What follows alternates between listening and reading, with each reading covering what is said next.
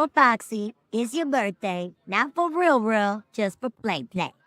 This is Cree Summer, and Moana Nui will be right back.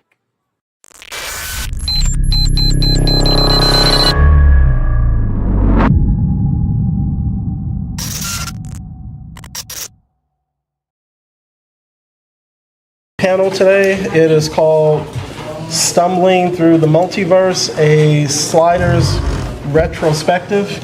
My note cut off retrospective, so it just says Sliders Retros. So, we're, I'll start by letting John introduce himself, and I guess I'll introduce myself. I'm John McGuire. I'm a comic writer and novelist, and a fan of the show. Enough to co-write a comic with Robert that basically is like our ode to sliders. So Show the cover. I don't have it. I didn't grab it because I'm an idiot. Seriously? Yeah, seriously, it's sitting back at the table.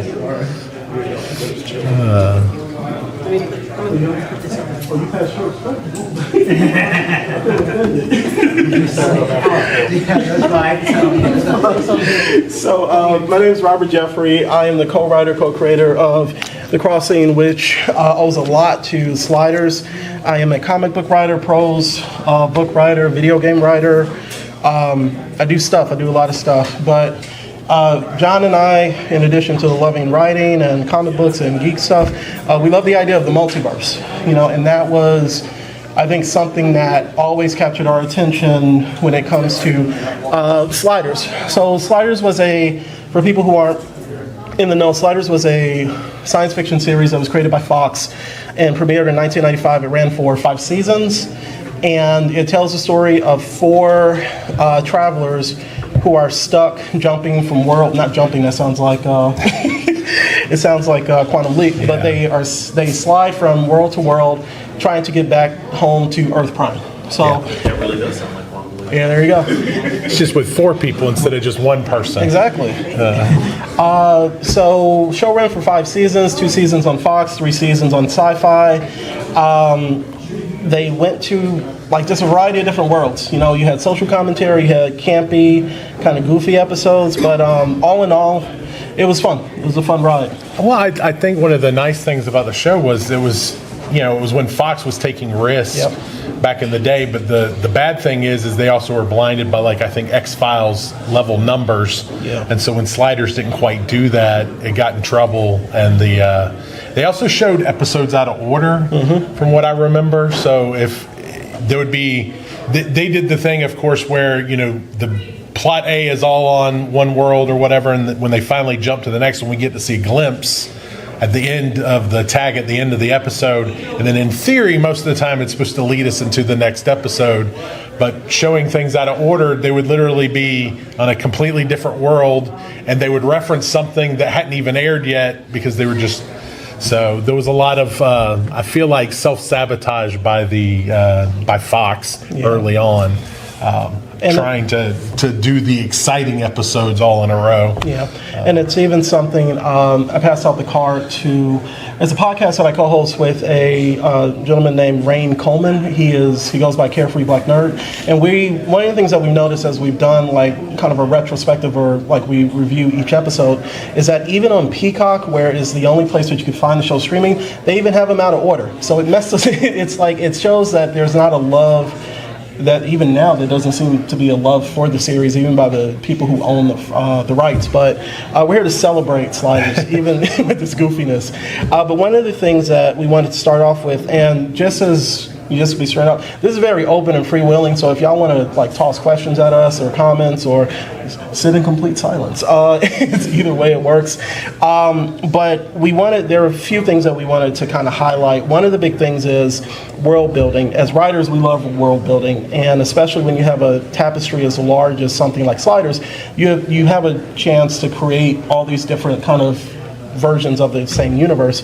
A lot of episodes are definitely from a point of view of big changes. You have, in the first season, what if the Russians had won the Cold War?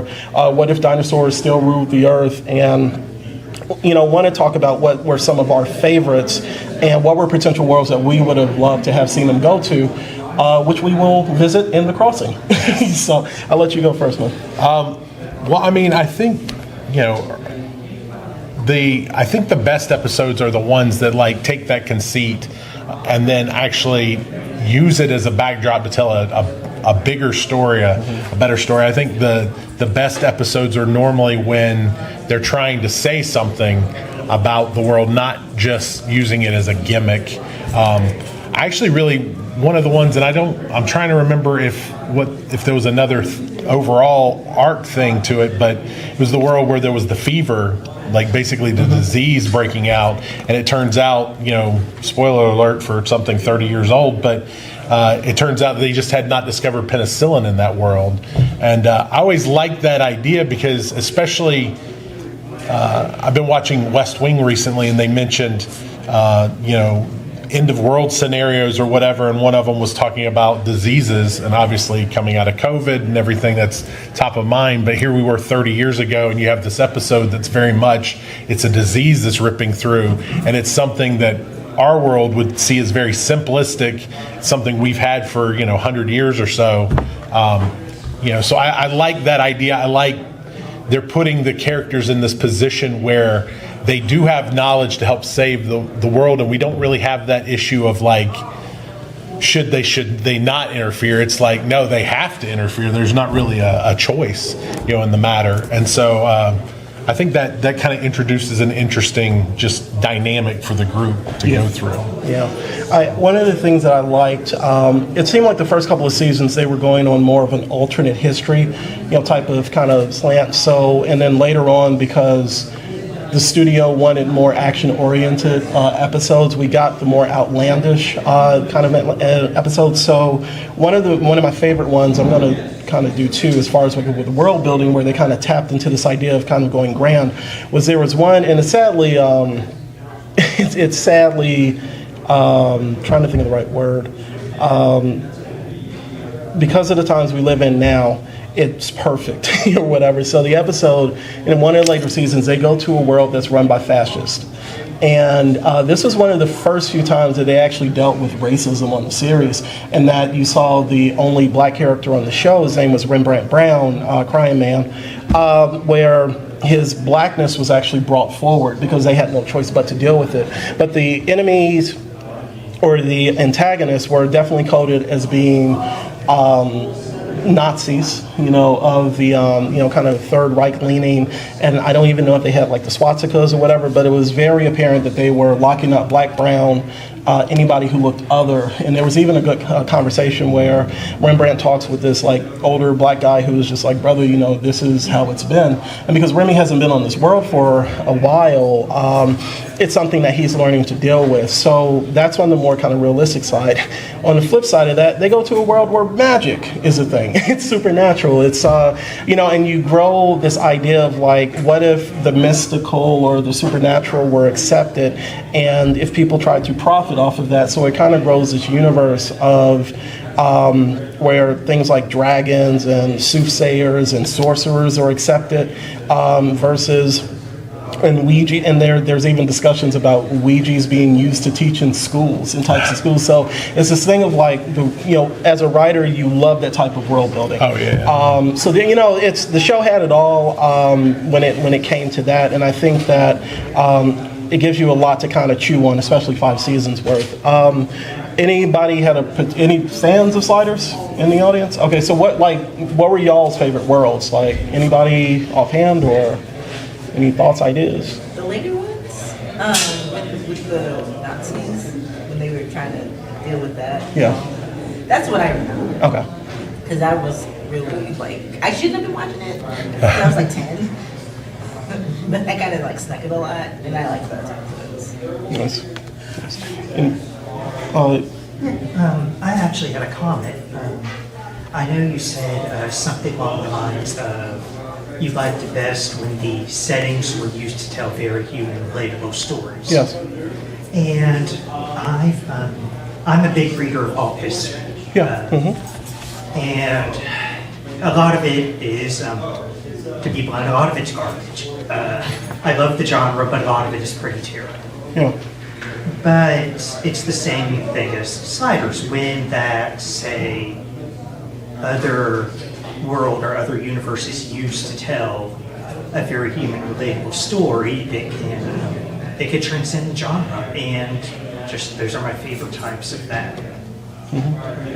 Yeah, and thank you. There's definitely in those first 2 seasons, one of the things that once again we notice with our podcast is that they lean towards the alternate history, and I don't know if it was somebody. So that was a huge thing because I'm used to going to the sci-fi book section of a sci-fi section of a bookstore, and it's just like, what if World War I ended and whatever, and it's like okay, and then you have shows like the one on Amazon, The Man in the High Castle. Like, what if the Nazis and the Axis forces had won? That's a Sliders episode. That's essentially a Sliders episode. So yeah, it's when it's done well, and I think if there was a reboot, it would be done exceptionally well because that alternate history is a huge thing. So I think that like I said, it's a perfect idea.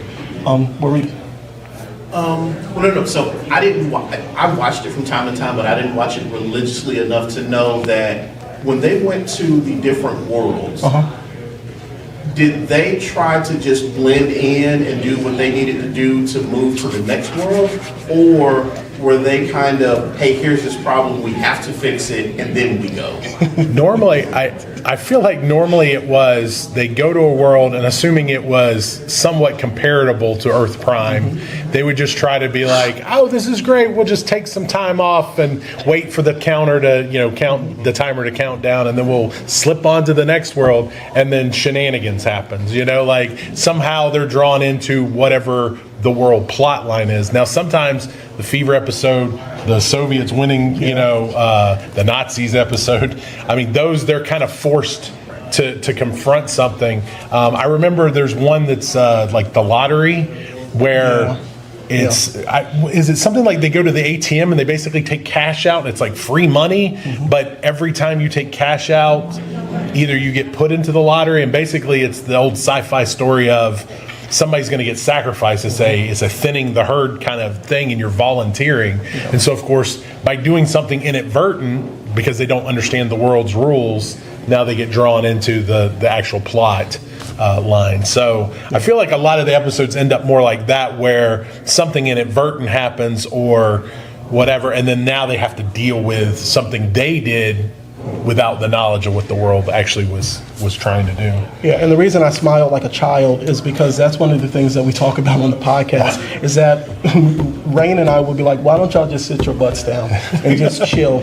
And the lottery is actually a really good example, because there would be episodes where they would involve themselves. There's one, it's called The Weaker Sex, and what it is that the power positions are changed. Women are, I guess, above the glass ceiling, the men, and it's done in like a 90s way with no tact. And one of the things that you ask if they ever get involved, the professor, being his boisterous, pretentious self, is just like, let me run for office and be the guy who breaks that glass ceiling, while they just need to chill, get some money, and go. But there's no adventure in that, I guess. So they would involve themselves at times, and it would be like frustrating unless it was written well. But the lottery one is one of my favorite episodes, because one of the funny things, and it's a constant thing, how did they get money on each world? So in this world, they actually go to an ATM where it's essentially a utopia, and they, without realizing that, the conceit is like, this is their form of population control.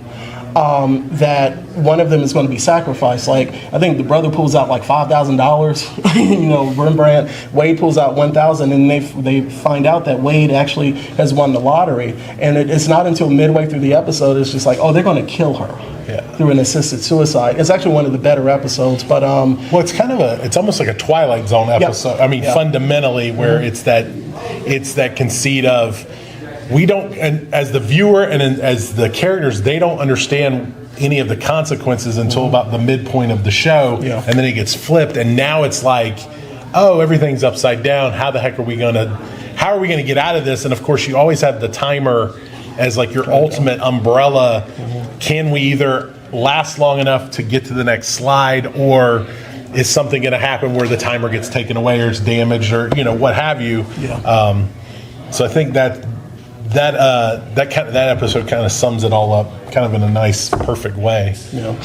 There, one of the other things that we now exist in a world where the idea of the multiverse is accepted by like not just geeks and nerds and people who love science fiction. With the MCU, we just had the discussion of like the MCU with Sam Wilson, Fringe, Dark Matter, Star Trek, Russian Doll, Rick and Morty, Everything, Everywhere, All at Once, which actually won Oscars. So this is accepted. So my question to y'all, and I guess starting with us or however you want to do it, is our audiences ready for a rebooted Sliders? Yes. Thank you. I'll tell Rain. I'll tell Rain that the next time we do it. So let me ask you, so why do y'all feel that audiences will be ready for it? Actually, when I was watching, what was the Black Mirror, there were a lot of moments in Black Mirror that felt a lot like Sliders. So there's one particular episode where there's like there was that, and there was what's the Star Trek other version? The Mirror Universe? No. The other show that's like Star Trek. Orville. Sorry, there are a couple of episodes in those two that made me think about Sliders because it's like there's this idea of like a social media, like your whole status in society is based on social media. And I remember, I want to say there was a Sliders episode that was similar to that, where like it was just, there were so many interesting things they did on that show. And then Legends of Tomorrow also did a bunch of stuff like that too. So I think that they've been sort of working it in, and I think that if you wrote it right, you've got the right cast and the right showrunner, I think it could be a really interesting way, to your point, to explore issues that we were talking about. So like that penicillin episode, for example, I think about it a lot because we all went through COVID, and it felt very like, I can't remember any of the other Slider episodes in much detail, but that one I think about because I'm like, oh well, they were kind of prescient about that. So I feel like we all need, as a society, a way to talk about this stuff in ways that are relevant and kind of make sense to people and really approach these issues. So I personally feel like Sliders could be a really great, like rebooting it could be a really great way to do that. I don't know if I want it to be a reboot. I think I want it to be how they did Quantum Leap. Okay. You come in, we acknowledge that Sam Beckett and all the work that he did, or Rembrandt and everything that they did, all of that stuff happened. Some kind of way you come up with a cool way for the project to get picked up again, and you just continue the story. Just because there's all this established history, and it's good history. Why do we have to, I don't want to say erase it, because you can never really erase it because the show will always be there, but use it as the backdrop of, all right, this is all the stuff that happened, here's what we're doing now. Maybe you do kind of like the Knight Rider reboot did, where you got a team and a home base and they're helping you figure certain things out. But I don't necessarily know that a reboot, just maybe a continuation, because as the young lady was just saying, you've got all these other shows that have dealt with certain topics and issues, and maybe you pull a little bit from how everybody else has done it and just incorporate it into the new thing going forward. Gotcha. Yeah, I think that makes, I think the Black Mirror thing is perfect too. I was thinking, like, if you did a reboot, today we don't have to have 24 episode seasons like we, back then.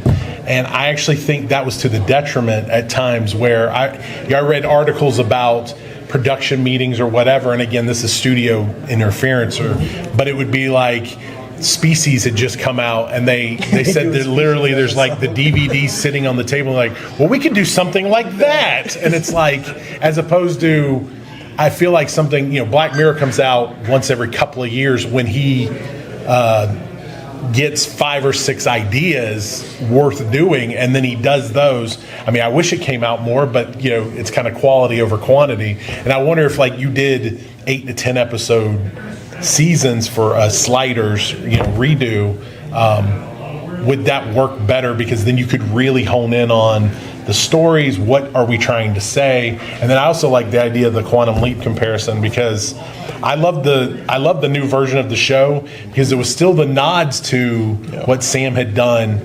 and that always in the back of my mind is like, if we get, which sadly we didn't, but if we got a season 3 and a season 4 of that, would we actually see Sam maybe show up, you know? And if you did a Sliders one, maybe you could tease Wade or Rembrandt or Quinn or you know, anybody.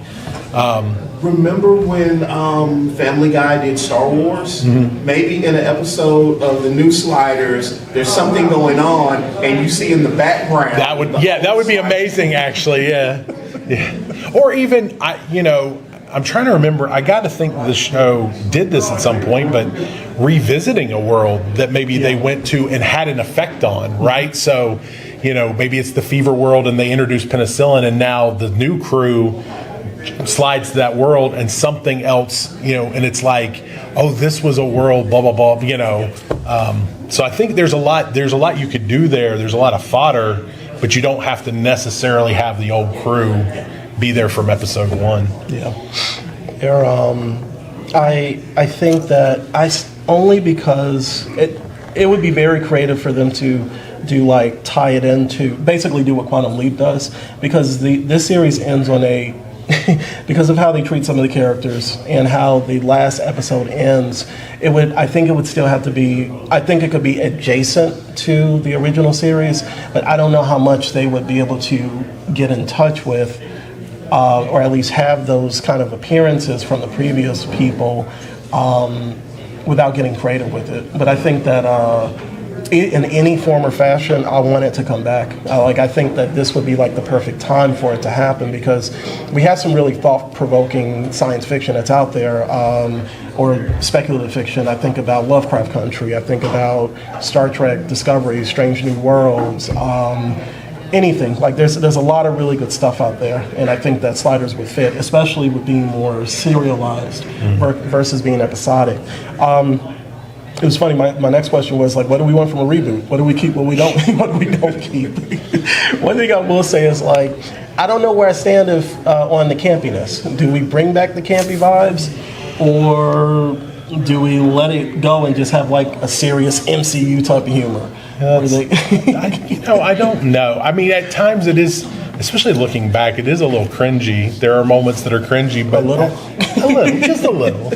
But I also feel like some of that is the joy of the thing. So, I guess up front you would have to make a decision. What type of show do you want to have? Any of that camp, or are you trying to really go kind of a hard, serious version of it? And I probably feel like you probably need a little lightness in there somewhere. Yeah. I will say one of the most effed up episodes of Star Trek was on the Orville.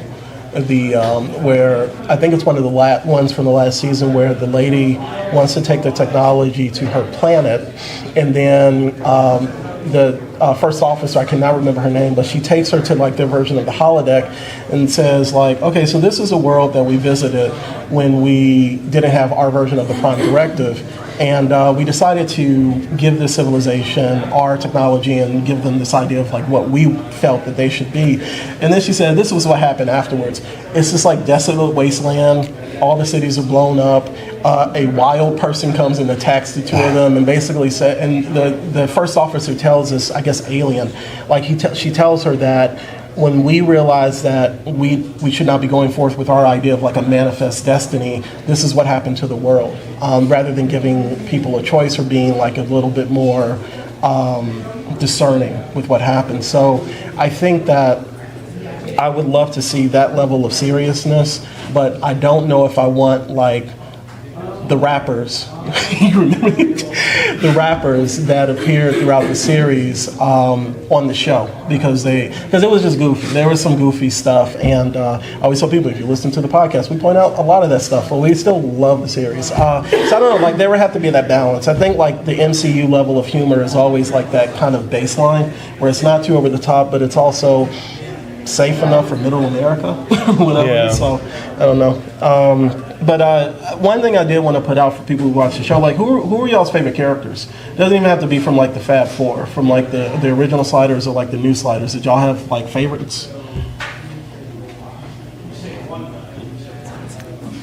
Nobody really? Okay. Well, I always say maybe Rembrandt.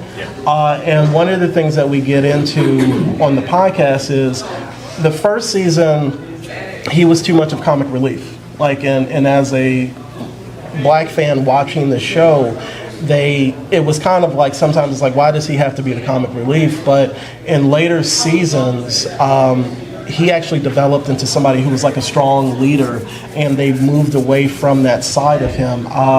Do you think though that's partially because as the show goes on, he's the only one left? So yeah, maybe that's why. Well, because I felt like early on, I mean, obviously he's the humor and the comedy in a lot of episodes, but I also felt like he's supposed to be the everyman. Yeah. So we can explain to the audience through him, what the heck's going on, why, whatever. And so by the time we get to like seasons 4 and 5, he's done this more than anybody else that's there. I mean, some of the people have literally just started, sliding with him, and it's almost like I feel like he could potentially go, okay, this is the deal, this is how we handle this. Yeah.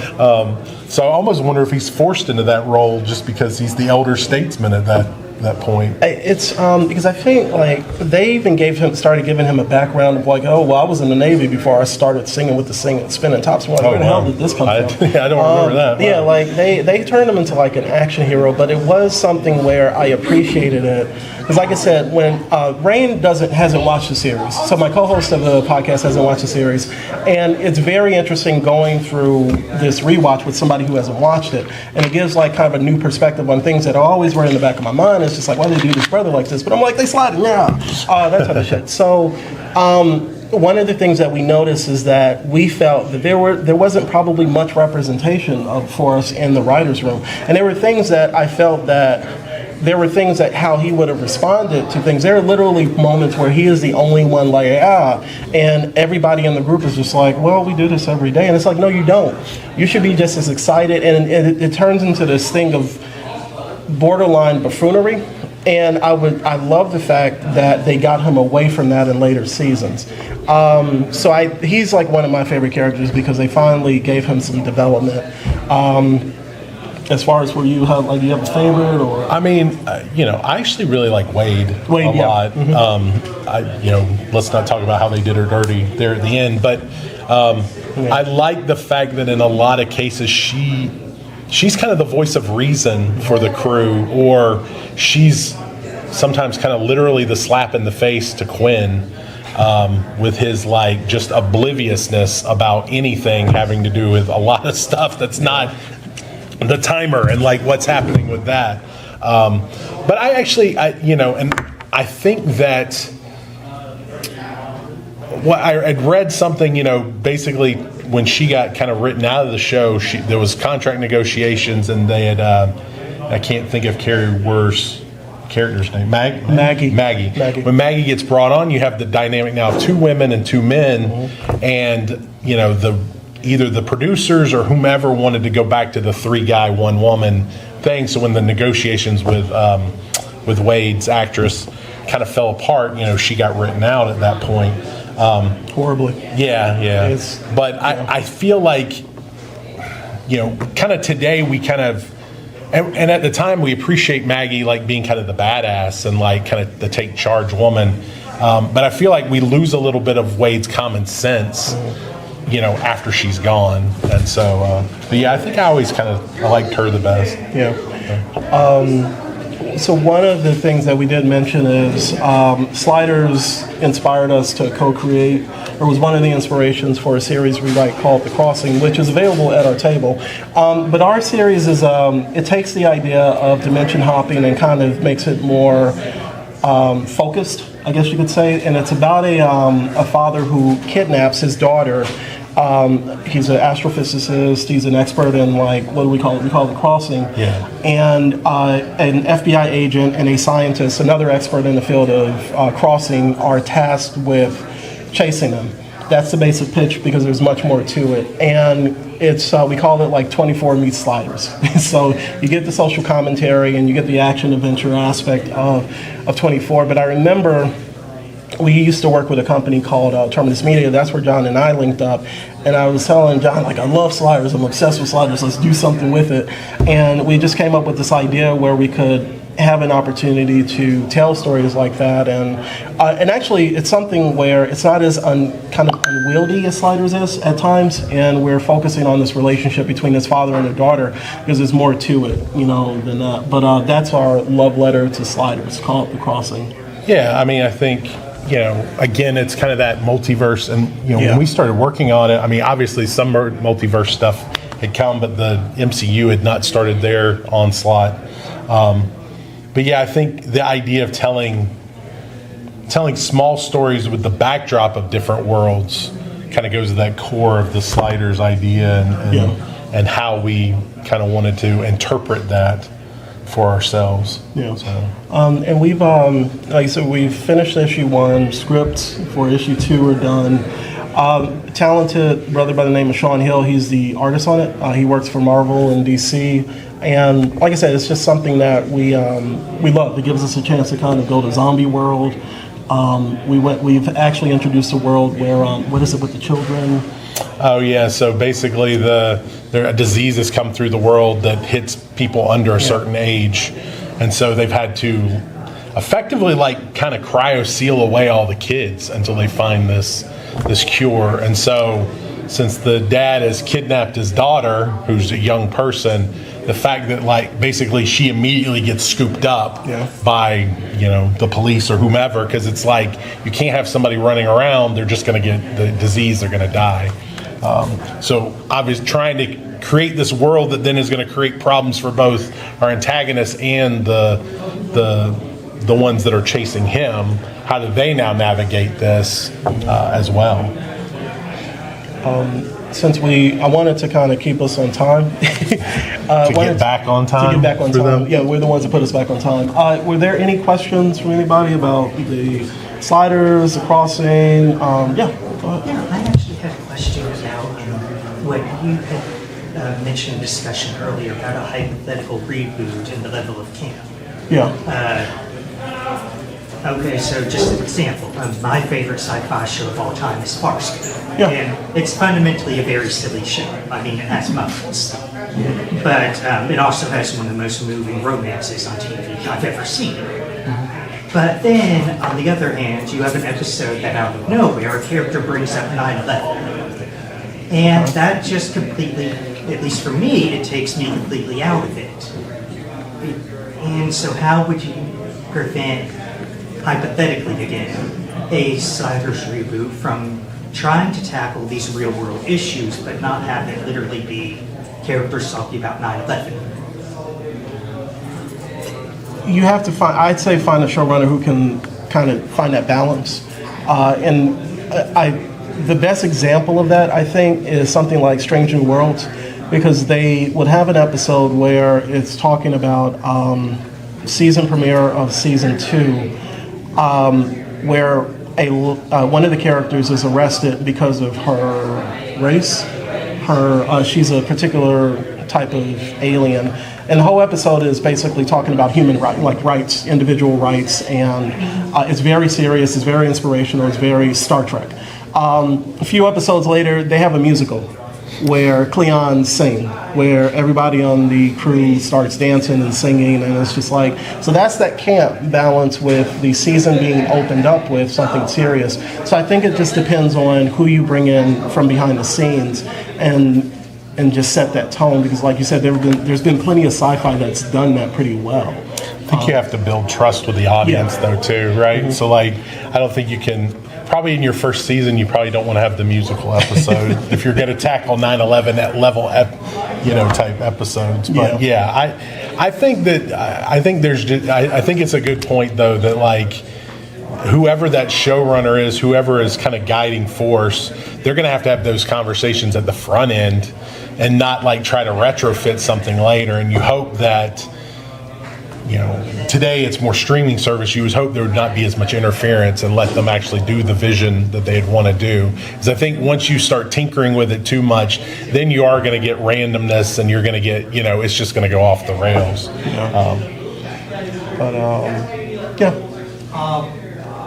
it's been a while since I've seen Sliders, so I know at the beginning they could predict where the wormholes were going to be, but did they ever reliably get the ability to choose where they were going to go? No. It's always random. Yeah, it's always random, and that's one of the things that worked about the series, and sometimes didn't. But yeah, it was random. Well, and it was one of my favorite little moments in the show early on is, they're trying to get back home. They're trying to get back home, and they get back to what they think is Earth's prime, and he goes to his fence, and the fence always squeaks, and it doesn't squeak, and he's like, damn it, we're not home. And then so they have to hit the timer, so they jump, and then you see the mom had just paid somebody to fix the fence. So they were on Earth Prime, but they had no way to know. And I feel like that was just, it was kind of encapsulates both the problem, not in a bad way, but like the problem that they had. They have no way to verify what world they're on. How do you map that? They don't really have a map for it. Well, eventually you have to say, good enough. Right. Yes. Well, in theory, that would have been the last episode you would have hoped, but instead they ended on gone public with it. And then right. Built, teams of people. Well, they had a couple of. I feel like I know they had an episode somewhat early on where they kind of thought they were on Earth Prime, and they did a lot of that. They're like, we have this technology, and they're bringing it up, and then they still realized they were on a different Earth. I don't remember what It was the Golden Gate Bridge. Oh, Golden Gate Bridge was the one thing that Quinn kept losing his mind about was that the Golden Gate Bridge was different than what was on their world. So. But it was just that one little detail. Yeah. And the funny thing is, we literally just reviewed that episode on the podcast last week with the fence, the dreaded fence episode. But because we've hit time and we don't want to run over, we appreciate y'all coming out. Thank y'all for coming out. Yeah, and come by our table. But thank y'all. Absolutely. Thanks. What was that? Oh, I'm sorry. That would help. I suck at this. So y'all can follow me at robertkjeffrey.com. JohnRMcGuire.com. I had to think about what my website was. That's terrible. We really panels. Yeah, I don't. I write it at home in the dark. So with a cat beside me. Well, we appreciate y'all coming out because the only people I know that love sliders are like 5 people in Germany. So thank you.